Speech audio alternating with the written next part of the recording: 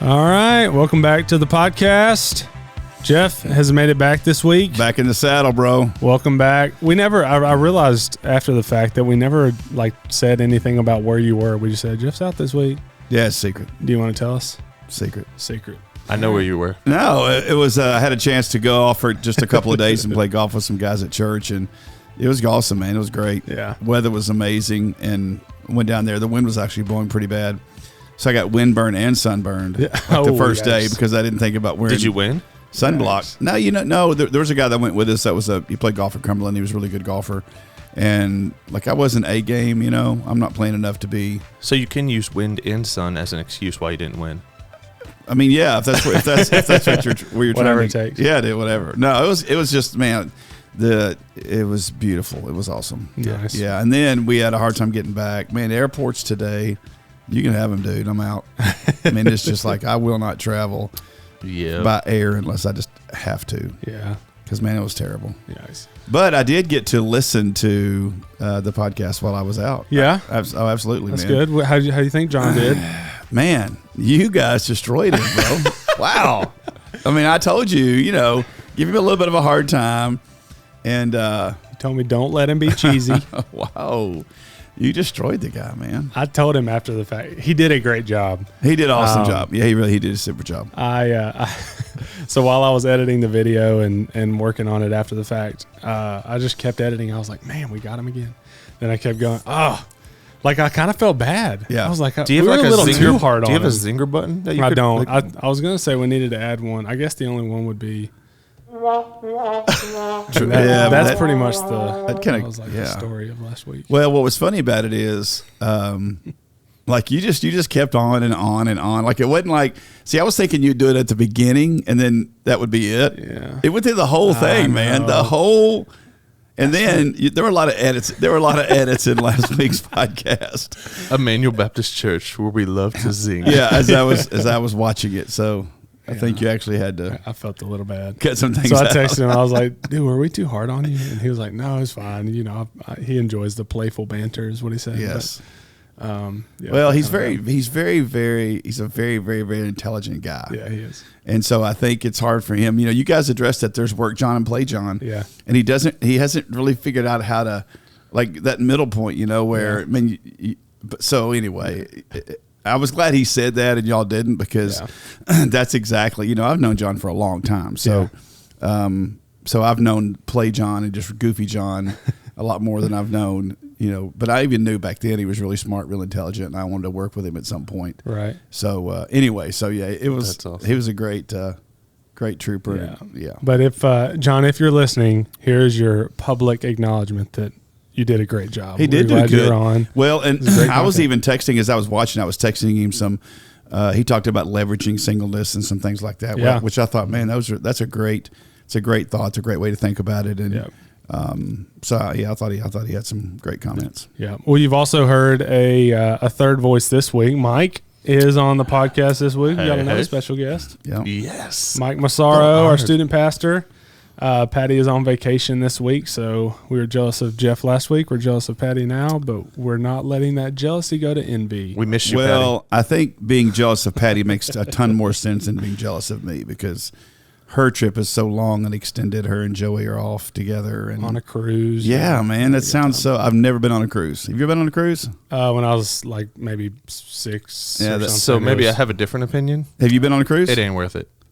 Really? See, there's people who love them. Everybody- I I don't That's like what- them. yeah, I'd rather love been it, where hate you it. were. everybody on a I golf talk course. to, man, are just like, oh, you got to go on a cruise. It's all this food and there's all this, and I'm just like, man, I'm being trapped on a boat. And maybe it's because I had a bad experience. Yeah. We were on a small Carnival cruise for our second year anniversary, and it was just I told Heather, I said, I never want to do this ever again. And we were within I think Hudson was just born, and so I was tired. We slept the whole time. I was like, I'm not even taking advantage of this. All I'm eating is eating and sleeping. Yeah. That's an expensive nap. That's why I was dude. I could have napped at my house. Yeah, for me, I was probably around 6 years old. I thought it was awesome because it was a Carnival cruise, and they've got a ton of stuff for kids. For kids, yeah. Yeah, I remember it being a blast. And then the biggest thing that I remember from it is the cafeteria, or eating area, whatever it's called. is obviously open for meals. Yeah. But they have a self-serve ice cream machine that's open all the time. Yeah. Now, I will say that was the plus side. Yeah. That was the plus side. Because Heather was like, where are you going? Going to get ice cream. Yeah. And I'd come back with a cup. Yeah. She's like, you're going back to the dining hall? I think it's closed. But I said, hey, there's also some outside ice cream. Nice. I think my parents were in vacation mode, just keep the peace kind of thing. Yeah. So, yeah, I remember eating all Yeah, that. Julie's not a huge water fan, so like to be out on the water and stuff like that. So And that's why Heather thought I would love it. Yeah. She's like, I love water. And she's like, oh, you're going to love a cruise. But I couldn't jump in the ocean. Yeah, right. Right. Yeah, don't do that. Yeah, no, that's not good. But anyways, yeah, Jealous Patty's not here, but Mike's going to join us for this podcast. Yeah. So excited about that. We'll go ahead and jump into some of these kind of questions and the message from Sunday. So Sunday wrapped up our Nehemiah series. That was the last message in Nehemiah 13. And really kind of focusing on this idea of the drift, or the tendency that we have to drift away or to wander, and what that looks like. Do you have anything you wanted to add to the? Well, no, I just think it's really cool when you look at Nehemiah in the context of kind of, how he chronicled what he wrote and what he wanted us to know and to hear and to see, because 13 is a great warning. Yeah. I mean, here you have these people coming out of captivity. He was there for 12 years, right? Mm-hmm. From the 20th year of Artaxerxes' reign to 32nd year of Artaxerxes' reign. So I love that we have this historical context that even in secular history you can point to and say, like, this isn't just biblical history. This is secular history that these things happened. And he was there, though, at that time. It only took 52 days to build the wall. So majority of the time it's just getting things going back, getting the culture coming back together. Ezra had already been there with rebuilding the temple. Now he comes back later for the wall. And then he serves as governor for a while. Then he goes back. Yeah. And, man, so they had all their celebrations. 8, they come back to the law like we talked about. 9 and 10, they make these great covenants to the Lord. And then in 12, you've got this great celebration of the dedication of the wall. Just end it there. I mean, you talk about a high note. If you read 12, and 12 is really a cool picture of worship. It talks about Nehemiah going up on the wall and the Levites following him up on the wall, and they're singing and praising God. And you're just thinking, man, what a picture of this amazing celebration. And then the time between 12 and 13, where they just had time to drift. Yeah. And, word gets back to Nehemiah in Persia. Yeah. So how crazy is this, man, that Nehemiah is like, I mean, he is obviously loves the Lord, loves, committed enough to go back and do what he did, but he goes back to Babylon, dude. Yeah. To serve King Artaxerxes. Yeah. And you're just thinking, that's weird to think about. Yeah, why didn't you just stay? Why didn't you just But see, if he would have you think he had some kind of deal with him though, because when he initially went, like, he was there, he was working for him, and then he had to go back. So Artaxerxes let him go back. Do you think there was some kind of deal for him to have to go back once he was done? 100%. I think you read that in the first part of Nehemiah that he says for a short time or for an appointed time. Right. Yeah. So Artaxerxes had to give him permission to go and to be there as long as he was. Mm-hmm. Right. So even though the Jews were allowed to go back to Jerusalem, they were still under Persian rule. Right. So it wasn't like, yes, they were out of captivity as far as being in captivity in Babylon, but they were still under Persian rule. Yeah. So it wasn't like they were free. And honestly, they've yet to be free. And here we are having this podcast in the midst of October 7th and Israel being attacked and all of this going on. It's just crazy to think that all that's happening now, Iran is Persia, is Babylon in the Old Testament. Like, all this stuff's still happening. Yeah. We just have different names for these places. Right. But it's the same conflict, man. Yeah. Which is crazy. So anyway, back to Nehemiah. It could have ended at 12. Yeah. But then he comes back and he wants us to see, like, this is what happens when things are just left to themselves. And we would like to think that, man, you've got all of this, all that they saw. They saw the temple rebuilt. They saw the reinstitution of the sacrificial system. They saw the walls rebuilt in such a short period of time, and God did an amazing work. And then you see, the revival that they experienced, and they're going to go back to what got them into captivity. Yeah. Like, how crazy is that? After all that they'd seen, like, we think just seeing God do amazing things keeps us in touch with Him or keeps us connected to Him. Yeah. and it just doesn't. I was sitting there thinking Sunday as you were talking through this, my mind tends to wander to sports. And so I was sitting there going like, man, Nehemiah had to get into Bill Belichick mode. Because, like, they win, and they go and they're winning, Patriots, they win the Super Bowl and they do all this stuff. But I'm going, man, the Israelites were having victories and they're rebuilding, they're celebrating and doing all. But he had to go back and go, okay, hey, we may have won the Super Bowl. We may have done this. Yeah. But guess what? Stay focused. Yeah. Get back into the system. Trust the process. Yeah. And so that's sort of where my mind went, was like, oh, he went Bill Belichick on them. Well, like, especially as like you were saying, he like was going after some people. No, yeah, dude, Nehemiah didn't play, man. Yeah. That's the thing about Nehemiah. Like when Nehemiah comes to town, somebody's hair's gonna get pulled out. It's just crazy to read, how he responded to those people. But yeah, I mean, that's just he took it seriously. Yeah, for real. So, we talked about Nehemiah not being in chronological order for where it sits in the Bible. Was it after the end of 13 that that silent period happened? Or So I'm sorry, I didn't mean to interrupt you, but you're spot on. Nehemiah is actually the end of the Old Testament period. Yeah. And the prophet Malachi was actually prophesying during that gap time when Nehemiah was back in Persia. So then you had Malachi, really the last prophetic voice, preaching into the hearts and lives of the people. Okay, so if you really want to know what was happening in that time period, like the time that Nehemiah was absent, go read the book of Malachi. Yeah.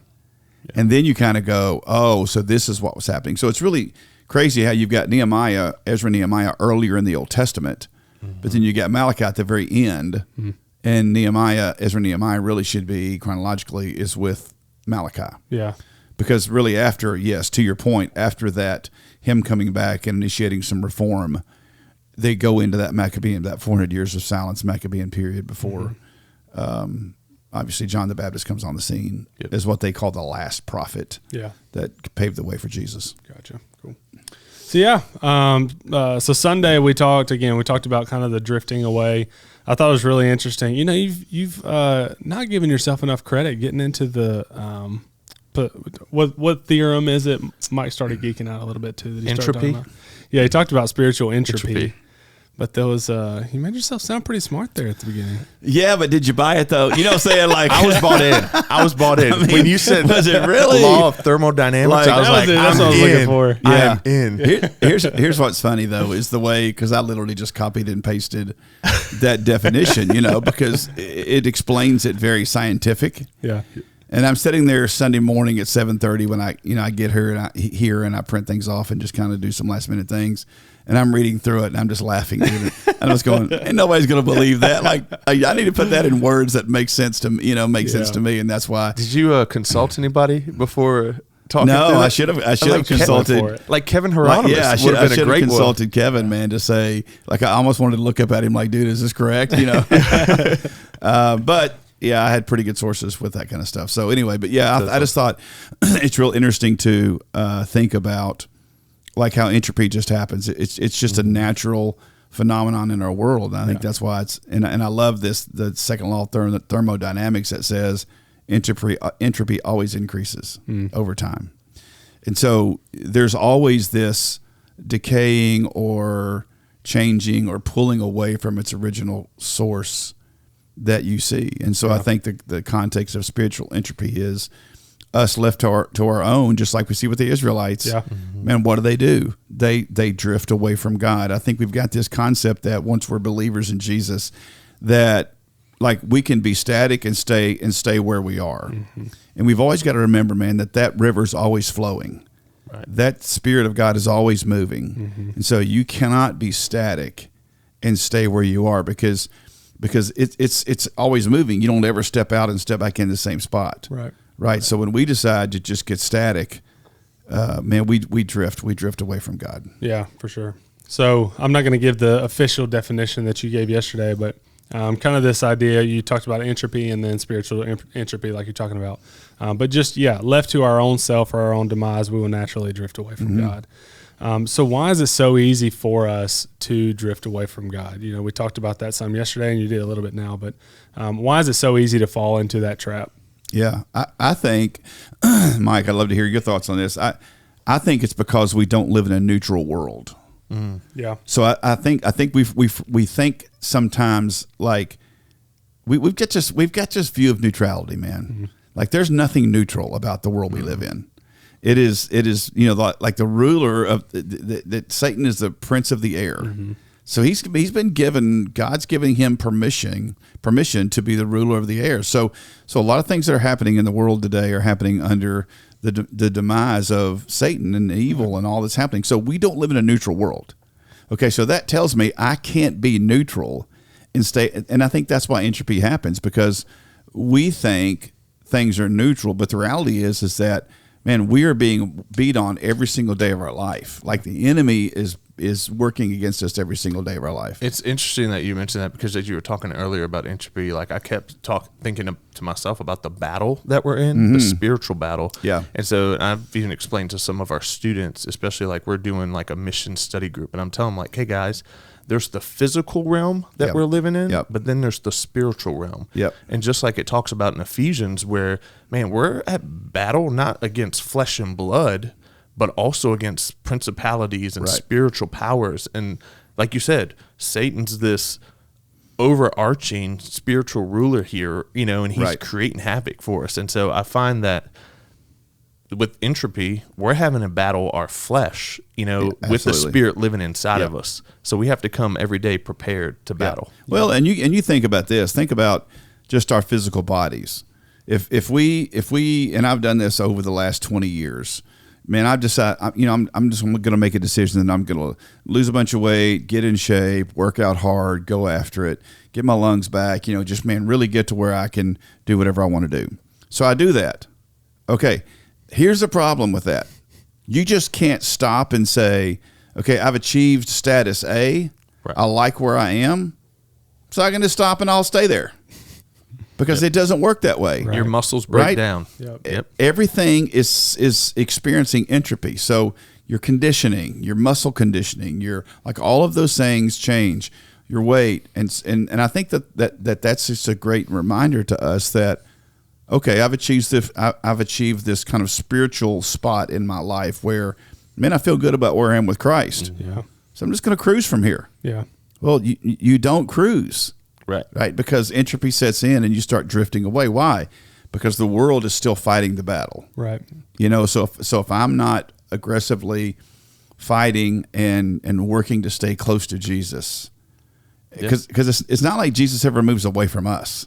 Right. It's the old corny preacher joke of, the old man and a woman in the pickup truck riding beside, riding way apart from each other. And, the old woman says, when we were younger, we used to sit right beside each other. And the old man looks at her and says, I haven't moved. Right. So it's us that just naturally our propensity is to drift away from God.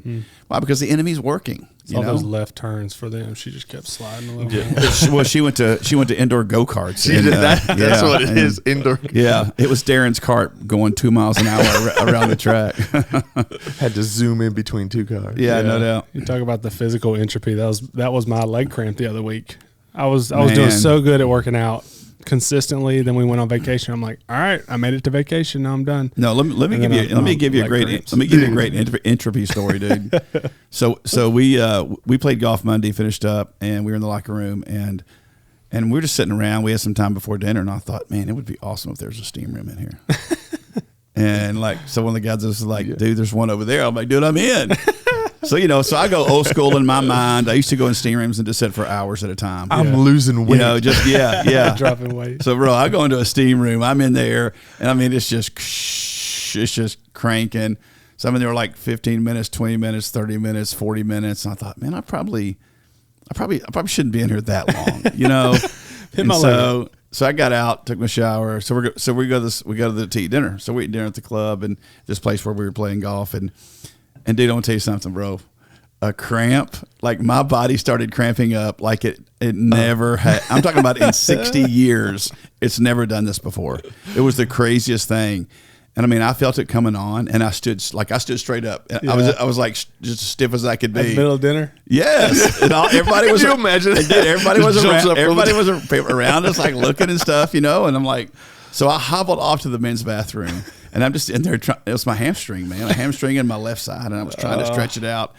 And I'm thinking, miserable. Can I not even sit in a steam room anymore for the, Well, the answer first the go-karts, now this. Yeah. Well, the answer is no, because over time your body just. So in my mind, I'm thinking I'm going to start working out again. So what? So I can sit in a steam room for 40 minutes. That's the goal. That's not. Right. Yeah. That's not what it means to be healthy 60-year-old, right? So I just think all of that, like all of these things in our life, if we're cognizant about it, reminds us that we're constantly being pulled away. Things are changing, Yep.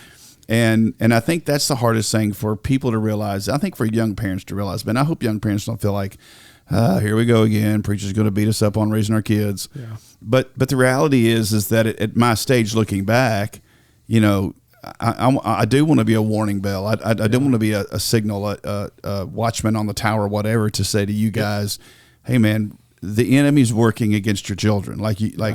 So be aware of that, and don't be neutral with them. Like, you've got to be on the aggressive. You got to be on the offense. Yeah. With your kids, teaching them the language of God, and not just because the world is teaching our kids its language. Right. It's not like, and trust me, guys, you can't keep them from it. Yep. Right. Well, and that's what I liked, and I appreciate your voice into that. Because you always refer to the grandparents, and I'm sitting there going like, man, I'm a middle-aged guy, and my wife, we're middle-aged parents, and yet we've got kids. But like, even as a student pastor, I'm sitting here trying to champion parents to do this, but having that voice of wisdom that's in the different quarter than us, saying, hey, absolutely. Come back. Like, guys, I'm telling you, I've been there, I've experienced this, I've raised my kids. Yeah. And you know this from being in student ministry, when you even have younger kids, like now I'm at the spot, my son's in my student ministry. Right. But even in previous years of student ministry, when I try to encourage parents to do it, they're like, hey, what do you know? Yeah. Like, you're the student pastor. Yeah. You don't even have a teenager yet. Well, and that, one of the things that happened on our trip that I really appreciated, because I was with three younger guys, and we had some great conversations, after dinner at night. And one of the things and they would just ask questions about parenting and stuff, which I really appreciated. But one of the things I told them, you guys have to work hard to teach your children to love the church. Mm-hmm. Because there's a big difference between teaching your kids to love Jesus and teaching them to love the church. Right. Because I think that's one thing Julie and I did, is we always worked really hard on teaching our kids to love Jesus and how important that is in their life. But so much of their formative years was spending all summers at youth camps and things like that, that we were running and doing and being a part of. And so what you do in the context of that is sometimes they're not in the church. They don't have that traditional student ministry experience where they're in the church 24/7 and they're doing all of that.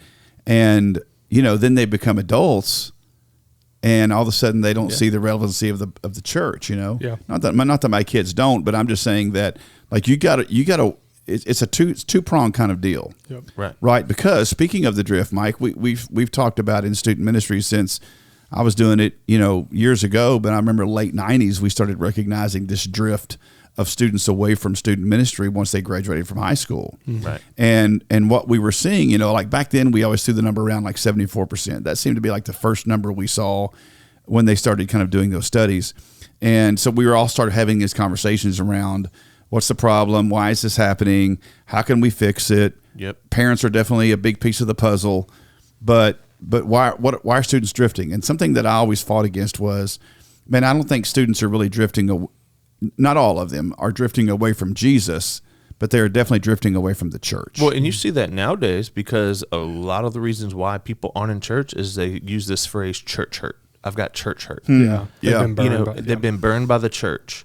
It's never been, I've got Jesus hurt. Right. It's church hurt. Yeah. And Yeah. so, I had a dad, I forget, I was on a field trip. He was like, hey, how do we keep our kids involved in the church? Yeah. When there's so much church hurt. Mm-hmm. And I think it goes back to your point of the teaching them how to love the church. Because church is messy. Right. You got people with a bunch of personalities and a bunch of opinions. Yeah.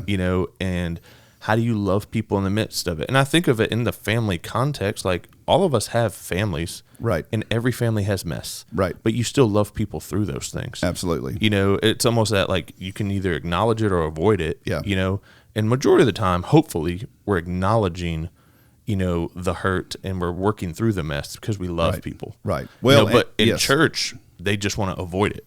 Yes, and that's why people will, I don't think they asked me this question, but I think they may have this question in their minds, man, why are we putting so much of our resources toward children and students? A big portion of our for generations to come campaign is for our children and students. Well, that is the most important ages and phases of your kids' lives to keep them connected to the body of Christ when they're adults. Because we're not convincing senior adults to love the church. We're not convincing my age of people to love the church. We're trying to make sure that children and students have such a great experience in the body of Christ in the church that they continue to see its relevance when they graduate from high school. Yeah. And I think that's the key for us is, again, you're fighting the drift because there's a natural tendency. I mean, what do you see it, Mike? We used to talk about seeing it from like 12th grade and out, but you're seeing it even earlier. I would say we're seeing it earlier because, and I've told people this, by the time they hit their junior, senior year, they better be locked in by that point in time. Yeah. But I would say even younger now, because in middle school, things have been so elevated in our culture and society that, you're having to start to teach apologetics for middle schoolers, right?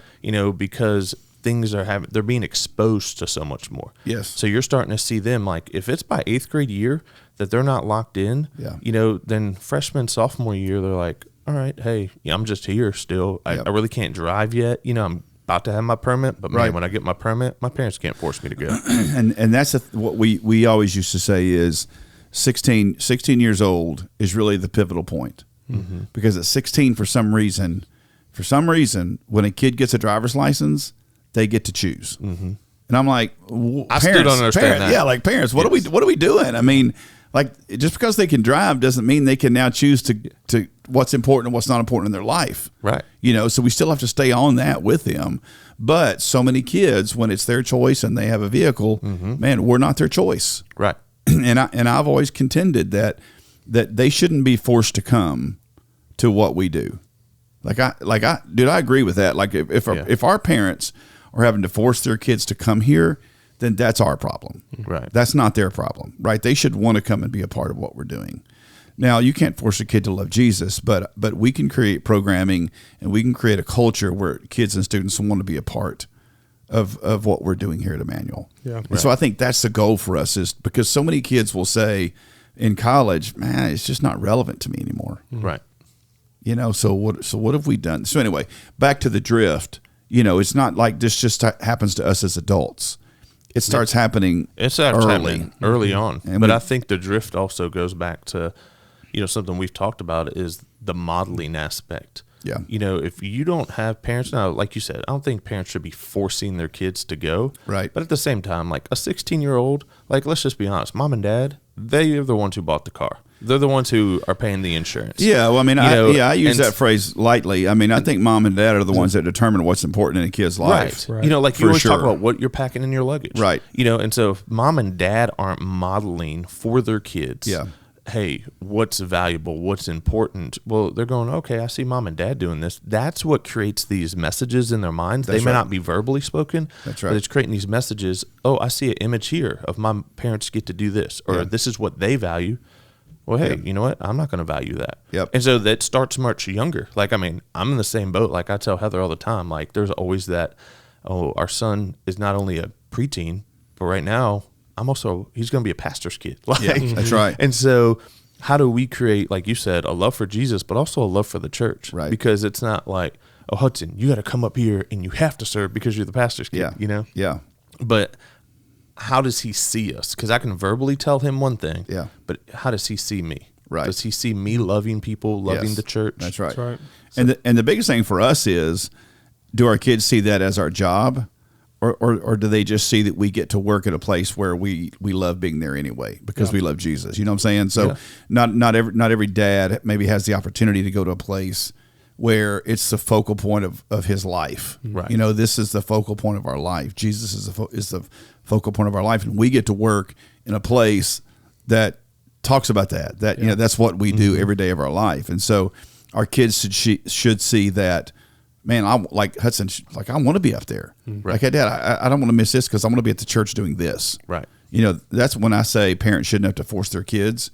They shouldn't have to, because that's on us. Yeah. Like if what we're doing isn't reaching, and I'm not talking about entertaining, but I mean, they should want to be here. Yeah, there should be a desire. That's right. There should be things that, like, people should be going like, man, I want to be around the other bodies of believers. Yeah. Because, man, I'm encouraged when I go there. Yeah. I get to grow in that process. Yeah. And if kids aren't seeing parents say those things and do those things, Right. then they're going to like, well, church is just another thing we go and check off. Yeah, I mean, who wants to go to a bad Bible study? Yeah. Dude, I don't want to go to that. You know, I mean, and I don't, you don't blame a teenager that goes, it's just, it's boring. Yep, I mean, right. it's just terrible. Yeah. That's on us. Right. You know, we should create the environment that the kids want to be here. Right. So anyway, I guess long answer. Cameron will tell you I give long answer. No, you are great. Y'all But- answered 2 of the questions I wrote down. I'm just sitting back watching it happen. Yeah, but to the drift, man, that's just a great example we've seen over the years in ministry. And I think one of the ways that we tried to identify to solve that was because basically we looked back in the day, we looked at student ministry and the student ministers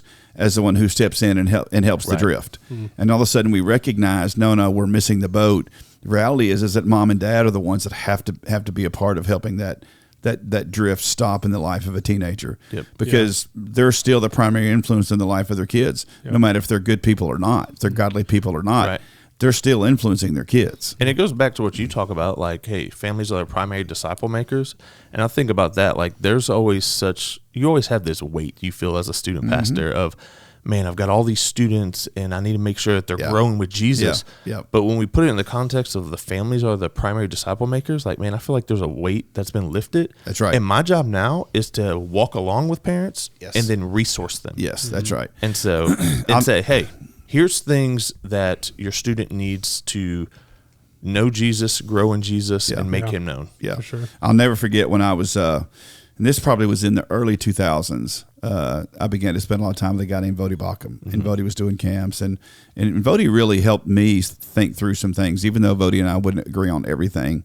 But Vody forced me to think about things, and he did a lot of this. He would speak in a hyperbole a lot to force you at least to think about something, which I appreciated that because it really helped me. And so Vody was always the guy who said, hey, man, I would, if I was a pastor for church, I would never have a student pastor because it's not biblical. Like, you can't find student pastor in the Bible. And I said, okay. I said, that's cool. Let me think through that. Let me process that. And, you don't find student pastor in the Bible, but you don't find kids pastor. You don't find worship pastor, Right.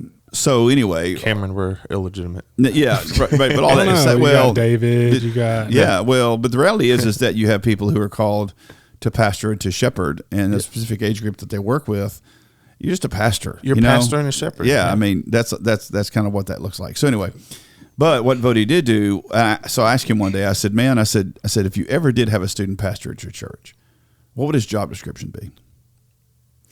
And he looked at me and he thought, he said, the only thing that I could think literally is that person would partner with parents to really assist them in their process of discipling their kids. And I was like, that's it. That's when the light bulb went off in my head.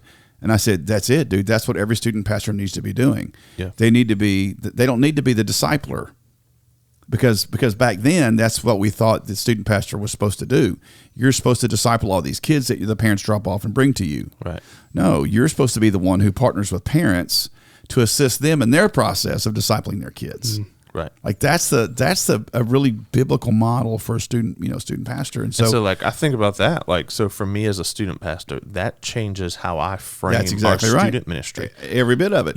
And it sounds weird, but like a lot of my attention and focus is on parents. Should be on parents. 100%. And so, and as I'm walking through that, do they have the proper resources to Right. know how to have the conversations with their kids about not drifting? That's right. What are some books that are good to help you Yep. gauge those things? So in our kids ministry and student ministry, we've got to make sure we're resourcing parents. We're training parents. Right. And we're involving parents. Like if we're doing those three things with our kids' parents and our student parents, then we're partnering. We're doing exactly what we're supposed to be doing. Right. Yeah. Right. As far as, helping them curb the drift, right? Because we want their kids to love Jesus and love the body of Christ. Yeah, that also speaks so highly too. I think when we see the drift, when a student ministry is the student pastor discipling the kids, and that's it. That's the extent of it. once they leave the student ministry, they've lost their primary discipler. That's right. So now they have to choose to find someone else to then disciple them, right, as opposed to having their parent that they can. I'm 29, I'm about to be 30 years old. I still go to my parents for so many things. That's right. And so like they still are discipling me in very different ways now than they were when I was in student ministry. But when you have that frame of mind, man, it changes so much. Well, you mentioned just the single person. I preached a sermon on this. I was at a church, in Mount Juliet, 4 or 5 years ago, and I preached, and it was about teenagers and then how many people need to be involved in these teenagers' lives in order to make an impact so they don't drift away from the church. And I remember reading the research, and you probably heard the same research, Jeff, to where it takes 6 to 7 meaningful adult relationships in a teenager's life to be able to let that teenager's faith stick, because you got people that are owning it. And among those 7, that's not including your parents. Right. And so you get 9 adults around these teenagers who say, hey, we love you, we see you, we value you, and we are here with you through thick and thin. And so that's what, for me, helps with the drift. So as a church, like even as a student pastor, I'm always trying to champion, how can I get more adults around these teenagers? Right. That's right. To allow them to not drift. Or, because if we're honest, teenagers, they're going to do dumb things. Sure they are. They're teenagers. Their brains aren't fully developed. They're and they're developing, and they're figuring out stuff, and that's but why. They need a safe place to be able to do that. And they need adults who can say, hey, we're your hedge around you. And so I think about that, like, man, we need more disciple makers. Yeah, absolutely. Yeah, y'all have hit, again, a lot of the questions that I wrote down. You talked a little bit about, and this could be one of 2 different answers or 2 ways to answer this, but if there are any students listening, I think they could pull from this. But for the parent who is parenting students, what are just some practical things that we can give them today? And I'd love to hear both of y'all's opinion on this. We'll start with Mike, but as a student pastor, what can our parents do that are parenting students right now while they're discipling their kids to help them avoid this drift that maybe they're experiencing right now in middle school, high school, or maybe they are, just to protect them and to set them up well for after high school when they get a little more freedom in college? You mentioned a few things, teach them to love the church and what that looks like, but what are some practical ways they do it? So I'll go with 3. So we'll just keep it real simple. So number 1 is provide a safe place for conversations. A real practical way, because I think so many times when you get into the homes, because there is the developmental, disconnect, as I like to call it, because you've got teenagers shaping and forming physically, but also mentally and emotionally, they're changing. And parents who've already done that, but may have not had conversation from their parents of like, hey, your body's changing, your mind is changing, your emotions are changing. How do you walk through those things, but create that safe environment to say, hey, you know what? Like I said earlier, we love you, we see you, we value you. Even though you are young, we still want to hear from you. What are things you're struggling with? And so even in some of the student ministry books and, articles and blogs that I read, it's, hey, you've got to provide space for teenagers. And, and there's sometimes like it's a timing issue, right? And so you get teenagers, that just sit there and go, oh, I don't want to talk right now, but it's a timing thing. Right. And so 1, provide space, give them that freedom to be able to, but 2, I would say that piggybacks off of this is learn how to ask better questions. Not just, hey, how's your day? Oh man, good. Well, that's the response you're going to get, but asking better questions of them that create these spiritual conversations, to get them thinking like, hey, how did you see Jesus move throughout the day? Instead of, your school day was good. Okay, great. But asking. And so for me, even as a student pastor, it lets me know, how can I resource parents with questions, like table talk questions to ask? They can ask their kids throughout the day. So provide a space, ask questions. And the third thing I would say was this is, man, pray, and pray. And I know that sounds like, oh man, that's not real practical. Yeah, it's practical, because going back to the battle of what we were talking about, is for me understanding if we're in a spiritual battle and we are fighting for our kids, like as a dad, I feel the weight of, man, I'm a spiritual leader of my house. Right. Well, I have to pray, because there's only so much human strength that I have to protect my family. Right. But I know the God of the universe who has all the strength in the world who can intervene. So I think praying on behalf of your children, and not just, hey, man, check, I prayed this morning. Yeah. But even letting your kids know specifically, hey, this is what I prayed for you for today. Yeah. And having those conversations and them seeing like that modeling aspect. Wait a minute, my parents are praying for me. You know, they're concerned about my days. Prayer is going to be the thing that goes, because like you said, there's things they're going to get caught up in this world. Yeah. You can't prevent some of those things. I've seen some of the most godliest people and even seminary professors, and I have seen their kids stray away. Yeah. But is that on bad parenting? No, because I've seen the parenting things that these people have done. Right. Yeah. But I think it comes back to that spiritual, physical thing. You've got to be praying. For sure. Yeah. But I will say this. I think that when you see like seminary professors' kids, whatever, I think one of the reasons we see those things happening and almost an accelerated drift is because we make assumptions. Yes. We make assumptions that because of what we do, like what I do professionally, my kids are going to love Jesus and love the church. Exactly. So I don't have to work at it. Or there's higher expectations put on them. Or there's higher expectations put on. Yeah. I would say to answer that question, Cameron, is that I would put the weight back on the parents because it doesn't matter what, because I agree with everything Mike said, but if that kid doesn't see their parent as someone who is spiritual and loves Jesus and loves the church, all of that stuff just becomes, it becomes a catalyst for rebellion. Yep. And it's crazy how a kid will rebel against something spiritual when they won't rebel against something that's natural of the world. Yeah. Like they will, man. And it's because it shows us it's a spiritual battle. Right. But so I'm going to say to mom and dad, like, Dad, your teenagers, your kids have to see you being a person who loves Jesus, who prioritizes that in your life, and you love the church. Because it doesn't matter what you say to them, your kid's going to follow your lead. Yeah. And so no matter how many times my dad said to me, y'all need to be going to boys, y'all need to be going to church.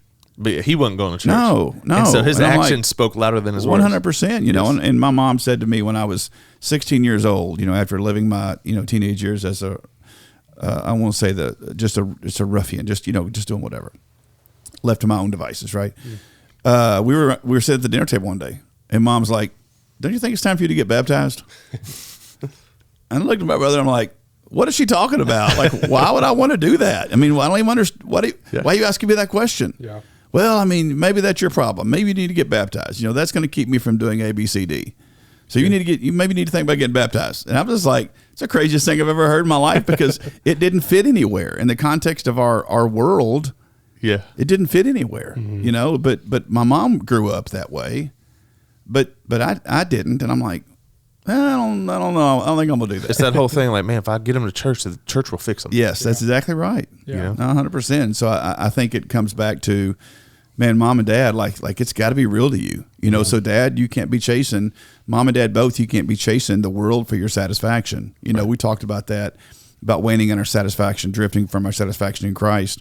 As soon as we start drifting away from God's people, and really the core, and the reason God's people is so important is it's our community. Mm-hmm. Man, like the world is gonna battle for your community.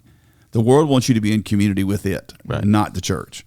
And so that's why we need to be in community with the people of God, because they check us and they help us and they keep us in line, man. Yep. But when you're out of that, the world's just going, hey, here it all is for you. Mm. Then you start chasing that, and your kids are watching that. Right.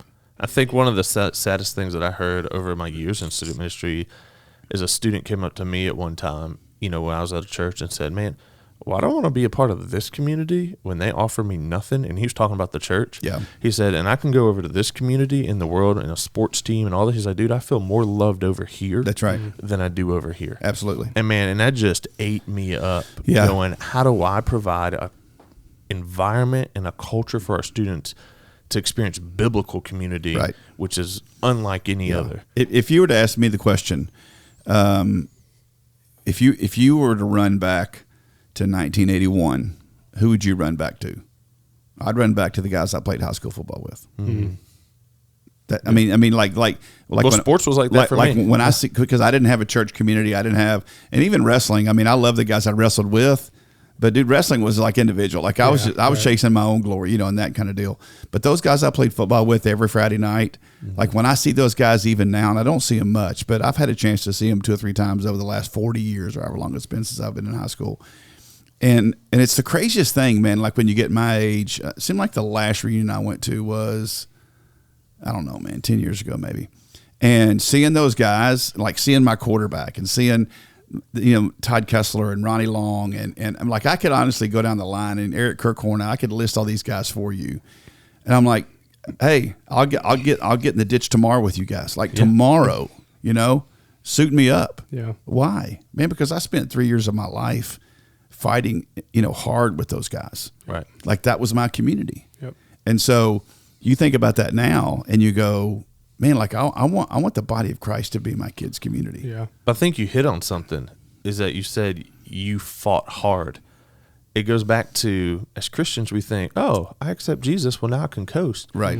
But if we have the mentality of we're in a battle and parents start battling with other parents alongside each other, and they're in the trenches, like you said, dude, you'll go to war any day with those people. But you got to be battling for your kids and not against them. That's right. That's right. That's the key. Yep. Like I would love to think that, yeah, man, I enjoyed football. It was fine. But, man, my community was, man, I went on this mission trip with my youth group. Yep. And I did this and I did this. And we saw this happen. And I saw my friends come to Christ. And then because, honestly, when they get out of high school, think about this. Like, we create such an environment of student ministry. They go to high school.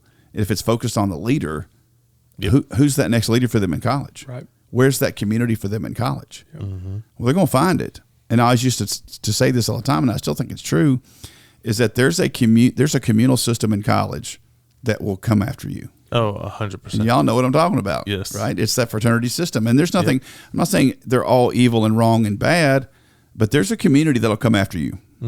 100%. And Campus Life Fair. That's where they like to get you. And you just wonder where's the church and all that? Yep. So anyway, we've talked a lot about the drift, but I don't think we have to drift, man. Yeah. And that's probably your next question. Yeah. How do we? Well, that was part of that last question. One of the things that you said, talking about the physical entropy, and really we've talked a lot about parenting and students. So kind of to generalize it a little more to wrap it up. When you were talking about physical entropy and your terrible cramp and my leg cramp the other week, it made me think of, and Mike just hit on this too, our perspective about Christianity for a lot of people is that, well, I accepted Jesus, I'm a Christian, so I'm good. Right. When you were talking about it on the physical side, it's almost like we hear this big pep talk about how we need to do better about our health. So then we go join a gym and go brag to everybody else that we joined a gym, but never set foot in the gym. Right. Or get the black card at Planet Fitness and go to the lounge and get your massage, and that's it. That's what I do. Just kidding. I didn't know that was available, but maybe it's fantastic. Wow. That's why I got the black card. A black card. Yeah, black card. Yeah, dude. There's a black You card. can. Tell me about it later, dude. That sounds pretty. Yeah. That's wow. Anyways, massage chair. But anyways, I think a lot of people do that with their Christianity of like, well, I'm saved, so I'm good. Yeah. Like I've got my card for the end, so I'm gonna wave that flag and I'm good. But I think it gets this idea of drifting away and entropy puts such a bigger emphasis on so much more. So how do we avoid the drift? I think one of the big things for us is it calls us to those spiritual disciplines that we talk about. So when in light of spiritual disciplines, what are some of those that we need to have in our life, like for physically, not just having a gym membership, but going to the gym and working all of these areas? What are some of those muscle groups or those areas in our spiritual life that we need to be working on? Yeah, well, I think a couple words that you said that I want to hit on. When somebody becomes a Christian, when they put their faith in Christ and Christ saves them, they are good. Yeah. Like their soul is sealed for the day of redemption. The Bible talks about that. The Holy Spirit seals us for the day of redemption. Right. So there's a day that he will come and he's the only one who can break the seal, and he'll take us, on that day of redemption. Right. So we are good there. So as far as it's not drifting away from the faith and drifting away. That's exactly right. It's not drifting away from our salvation. It's not drifting away from our security in Christ. I believe we were given spiritual disciplines because of the entropy that happens in our world and in our bodies and our spiritual life and our flesh. I think it's our flesh, not our spirit, that entropies, that pulls away from God. You know, our flesh wants to pull us away from God. Yep. And again, we think we have a neutral flesh. You don't have a neutral flesh. We have a fallen, broken, unredeemed flesh. So it's not neutral. So it's pulling us away from the things of God. That's the battle Paul talked about so much in that war. So I've got a war against that. Like I've got a battle against my own self. And we don't think that because we think, well, I'm redeemed, dude. Why should I have to battle against myself? Because not all of you is redeemed. Your spirit, your spirit is redeemed. But your flesh, that's why, I mean, I say this, that's why at a funeral, the body's still in the box. Yep. Like if it was redeemed, it wouldn't be in the box. You know what I mean? Like it just makes sense. Yeah. The spirit's not there. You can see that. But there's something left. What's left is the unredeemed piece that's going to go back to dust because we're getting a new body. So I've got to battle against that. So my prayer life, my Bible reading, man, my pursuit of God, you know, that's me fighting that entropy, right? That's me wanting to, you know, Paul says physical exercise is of value. Is, you know, benefits little, but spiritual exercise, man, benefits much. And so I think he looked, and he's not saying that there's anything wrong with physical exercise, but he's emphasizing the point that, man, spiritually, like we've got to be disciplined to stay in the race. Right. And I think that's what Paul, you know, when I think about, utilize that last point, I hope it made sense. It made sense to me, but that doesn't always mean it makes sense to everybody. Of keeping the end of the story in the rearview mirror. Like here's how I want to end. Here's how I want my life to end. Man, I want people to be able to say that, you know what, we stayed faithful to the cause. Man, we stayed right in the middle of what God wanted us to do, and all these things were happening, and so so I got to fight for that, right? So if I've got that in front of me, then I'm always fighting for that, right? And so for me, it's the end of the story. Right. You know, for a lot of people, like over the years, it's been for me different goals, different things I wanted to accomplish, but they're always kind of short term. You know, I accomplished this and go, okay, that was good. Let's try something else. But you know, but the end of the story, man, like it should always be right there. So when I look up in that rearview mirror, it reminds me of how I want the story to end. Yeah. Right. So that's what pushes me into, man, I've got to be more committed in my study. I got to be more committed because the more I learn about Jesus, the more I trust him. The more I trust him, the more, you know, the larger my faith grows. Well, and I think, I mean, there's a reason, like, so Paul speaks about these things like you were saying, and he talks about, like, man, you know, you're sort of suppressing your body to, you know, get it under control. Yeah. Right? Yeah. But then you think about even in John 15, there's value in why Jesus is saying, abide in me, remain in me, you know, because he knew that the world was going to be constantly coming against us. Yeah. And so he's saying, listen, you stay connected to me. Yes. You know, and those spiritual habits, you know, you're seeking me, you know, through having conversations in prayer, you know, learning more about me through the word, you know, you can get into the tithing, you can get into the, you know, the tithing part for me, you know, as far as a spiritual habit, I'm sitting there going like, man, that's teaching them how to love the church. Right. You know, like, that's right. But those things right there comes from what Jesus was saying, like, remain connected to the vine, stay attached. Yeah. And you don't think the world is fighting against that? Man, do you realize how many 12, 15, 30-second videos I'll sit and watch about wrestling and golf? Oh, dude, I'm the same way. Dude, you tell me the world's not, come on. My wife and I will share videos back and forth, you know, like we'll DM each other. I'll sit here and I'll just watch wrestling videos one after the other, or golf, you know, swing videos or whatever. And you go, I just wasted how much amount of time? Time stands still when you're on those reels. Tell me somebody didn't figure that out. Yeah. Dude, because they 100%. I mean, how crazy is that? It's insane. That somebody, you know, clicked into, here's how I can get you. Yep. And so you just think about that and think there's no neutrality in that. No. Right. So how am I, again, I've got to make the effort Yep. so it's not like I'm working for God's love and favor. Man, I'm fighting in this world that wants to battle against me, in a flesh that opposes my spirit. I'm battling against all that to stay connected to my Savior. Yep. You know, so that I can stay in the game and finish the race, and the end of the story looks like I want it to look like. That's right. That's good. Yeah, I think to end us, I think of Galatians, is it 2:20? For I've been crucified with Christ. It's no longer I who live, but Christ who lives in me. The life I live in the body, the life that we're living right now, we live by faith in the Son of God who loved me and gave himself for me. That's right. Yep. And so the lives that we live by faith, practicing these spiritual disciplines, training our spiritual bodies, our spiritual muscle groups, however you want to look at it, and training up for parents, training up our kids in the way that they should go to avoid this drift and to do what we've been called to do. So yeah, it's been a great conversation. Yeah, don't be the guy that just lifts weights all the time and never does cardio. Dude. Chicken Right? legs. Or don't be the cardio guy who doesn't ever lift weights. Right. Yeah, Because true. you see the guy walking through the gym all jacked and buff, and the dude can't run a 50-yard sprint and not Right. get tired. You know what I'm saying? What kills me is a guy that skips leg day. Dude, chicken That's that legs. frat That's work. me all That's, my that's life. you. Yeah, Dude, dude. that's frat workout, bro. I call that the That's- frat workout. No. Buys and tries, right? You know, got to be swole chest. So ain't nothing wrong with skipping leg day, bro. Dude, I told our students the other day, I said, listen, You don't know how long it's been since I've done a leg exercise, man. dude, I love leg day. Oh my goodness! But I told Nice. our students, I don't want to be Fat Mike or Dad Bod Mike. I want to be Swimmer Mike. There you go. When I was, dude, best shape of my life. Yep. Nice. You know, but I got to work to get there. That's right. Yeah. Well, Mike, thanks for joining us. Yeah, man. It's been a good conversation. So we'll see. And we didn't bust him, but like now I feel even worse about busting John. know, You 'cause guys we busted just John let last him week go. because we didn't say anything about Mike. Some people are just more open to jokes. We didn't talk at all about military Mike. Oh, military Mike. No. Maybe next time. We'll say that later. Yeah. Now that you made that comment, next time's military Mike. no doubt. They're like, oh, we got to bring him back. Nice. Well, thank you guys for listening. We'll see you next week. See you next week.